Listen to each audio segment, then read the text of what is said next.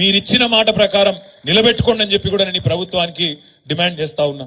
నేను ఇంకొక మాట కూడా అడుగుతా ఉన్నా ఈ ప్రభుత్వాన్ని, ఏదైనా పని చేస్తే దాని ఇంకొక ప్రణాళిక ఉండాలి, ఒక వ్యూహం ఉండాలి. ఎటువంటి ఏదో ఆగమాగం పెడితే కాదు. ఇవాళ ఈ ఒక్క పథకంతో మేమేదో అమలు చేసినాం, 6 గ్యారంటీలలో ఒక గ్యారంటీ అంటారు, కానీ ఒక్క గ్యారంటీ కూడా నిజానికి మొత్తం అమలు చేయలే. 6 గ్యారంటీలలోనే 13 హామీలు ఉన్నాయి. 13 హామీలు ఉన్నాయి. మహిళలకు ఇచ్చిన మాట మహాలక్ష్మి అన్నారు, మహాలక్ష్మిలో 3 ఉన్నాయి.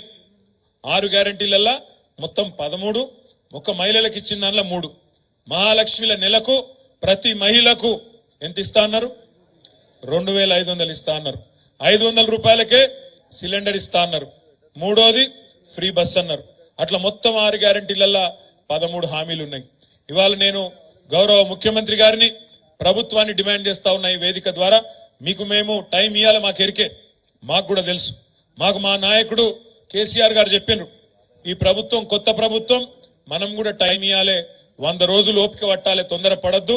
వాళ్ళు కూడా కొత్తగా వచ్చిన వాళ్ళు కుర్చీ చదువుకోవాలి, అన్ని చూసుకోవాలి, చూసుకున్నాకనే మరి కొత్త సంసారం కాబట్టి టైం ఇవ్వాలని చెప్పిండు. మేము అట్లే ఉన్నాం.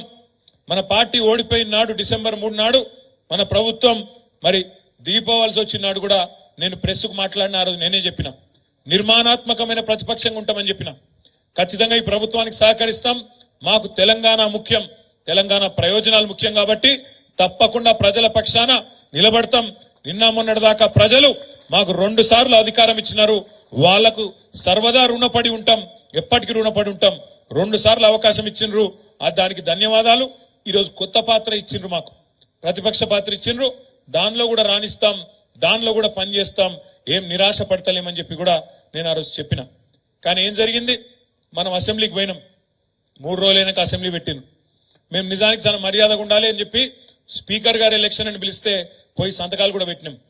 స్పీకర్ ఎన్నిక ఏకగ్రీవం చేయాలని చెప్పి మన పార్టీ నాయకులు, మన అధ్యక్షులు కేసీఆర్ గారు చెప్తే మన ఎమ్మెల్యేలు అందరినీ తీసుకొని పోయి ఒక 10 మందిని మేము కూడా సంతకాలు పెట్టి కాంగ్రెస్ పార్టీ అభ్యర్థి స్పీకర్ కావడానికి, ఏకగ్రీవంగా కావడానికి కూడా సహకరించిన ఆ ఇంగితం మాకుంది. తెల్లారి అసెంబ్లీ పెట్టిండ్రు. మీరు పెట్టంగానే అందులో గవర్నర్ గారి ప్రసంగం పెట్టిండ్రు. ఇక ఆ గవర్నర్ గారి ప్రసంగం అయితే దారుణం. ఒక కాంగ్రెస్ కార్యకర్త గల్లీలో మాట్లాడిన దానికంటే హీనంగా ఉండే ఆ ప్రసంగం. నోటికొచ్చిన మాటలు. 10 ఏళ్లు కేసీఆర్ మొత్తం ఖరాబ్ చేసిండు, తెలంగాణను నాశనం బట్టి ఇచ్చిండు, అప్పుల పాలు చేసిండు, రాష్ట్రం దివాలా తీసిండు అని దివాలాకోరు మాటలు మాట్లాడితే ఆ రోజు కడుపు మండి అసెంబ్లీలో మీ బిడ్డగా, సిరిసిల్ల ప్రజాప్రతినిధిగా అసెంబ్లీలో ఆ రోజు ప్రభుత్వానికి చెప్పిన, నేను 10 ఏళ్లలో ఏం జరిగిందో చెప్పిన. ఆ తర్వాత తెల్లారి ఇంకొక ఆర్థిక శాఖ మీద శ్వేతపత్రం అని పెడితే హరీష్ రావు గారు మాట్లాడింది. తర్వాత విద్యుత్ శాఖ మీద పెడితే మన జగదీష్ రెడ్డి గారు మాట్లాడింది. 3 రోజులు అసెంబ్లీ నడిస్తే 3 రోజులు మన పార్టీ తరఫున మనం కూడా సమాధానం చెప్పినాం. మంచిగానే సమాధానం చెప్పినామా? మంచిగానే చెప్పినామా లేదా? పెట్టినాం. మరి మీరు ఒక్కసారి ఆలోచించుండ్రి, కేసీఆర్ గారు పంపిన 3 సైనికులే గట్ల మాట్లాడితే కేసీఆర్ వస్తే ఎట్లుంటుందో ఒక్కసారి ఆలోచన చేయండి అసెంబ్లీకి.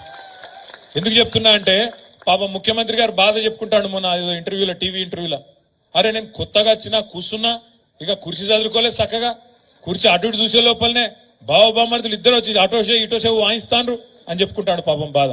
మరి మాతోనే గిట్లుంటే నీకు రేపు మా నాయకుడు కేసీఆర్ రంగంలో దిగితే ఎట్లుంటదో ఈ ప్రభుత్వానికి ఒక్కసారి ఆలోచించుకోమని చెప్పి నేను కోరుతా ఉన్నా.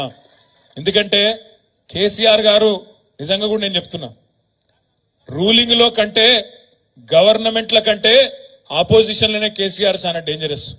ఎందుకంటే అద్భుతంగా చీల్చి చెండాడడంలో, ప్రజల పక్షాన గొంతు విప్పడంలో, ప్రజల పక్షాన ప్రశ్నించడంలో కేసీఆర్ కంటే పదునైన గొంతు బహుశా భారతదేశంలోనే ఎక్కడా లేదు. ఇవాళ ఈయన మాట్లాడుతాడు ముఖ్యమంత్రి, 100 మీటర్ల కింద దొక్కుతాడు బీఆర్ఎస్ ను. ఒక ఆయననేమో 100 మీటర్ల కింద దొక్కుతా అంటుండు రేవంత్ రెడ్డి. ఇంకొక ఆయనేమో ఇక్కడ మన ఎంపీ ఉన్నాడు కరీంనగర్, బండి సంజయ్, కుల్లా చెప్తుండ ఆయన, మనం కొట్లాడుకుంటూ కాదు, కాంగ్రెస్ బీజేపీ కొట్లాడుకుంటూ కాదు, బీఆర్ఎస్ గింతంత మిగిలిందిగా, ఆయనతో బీఆర్ఎస్ ను ఖతం చేయాలి, మనం కొట్లాడుకోవద్దు, మనం కలిసి ఉండాలి అని బండి సంజయ్ కుల్లా మాట్లాడుతుండ్రు. చూసిరా లేదా? మీరు చూసిరా లేదా? భోజనం ఉన్నది కొద్ది గట్టిగా, నాకు తెలుసు. మీరు భోజనం టైం అయింది నాకు ఎరికే, అందుకే ముందు మాట్లాడుతున్నా, తర్వాత మిగతా సోదరులు మాట్లాడతారు. నేను ఎందుకంటున్నా అంటే ఇంత ఓపెన్ గా ఇంత బాహాటంగా మనం కలిసే ఉందాం అని బండి సంజయ్ ఒక దిక్కు, ఈయననేమో 100 మీటర్ల లోపల బొంద పెడతా అంటుండు. ఆయన 3 మీటర్లు కూడా లేడు. ఆయన అంటే మనం 100 మీటర్ల లోపల బొంద పెడతాడట. ఆయన 3 ఫీట్లు కూడా లేడు. ఆయన అంటే 100 మీటర్ల లోపల బొంద పెడతాడట. నేను రేవంత్ రెడ్డి గారికి ఒకటే చెప్తున్నా, రేవంత్ రెడ్డి గారు ఈ పిచ్చి మాటలు, ఈ ప్రగల్భాలు నీకంటే ముందు మీ గురువర్యులు మాట్లాడిండు. వాళ్ళ గురువర్యుల పేర్లు ఎందుకు తీగాని, నీ గురువు మాట్లాడిండు, ఇంతకంటే ముందున్న పెద్ద పెద్ద తీస్మార్కాన్లు మాట్లాడిండు.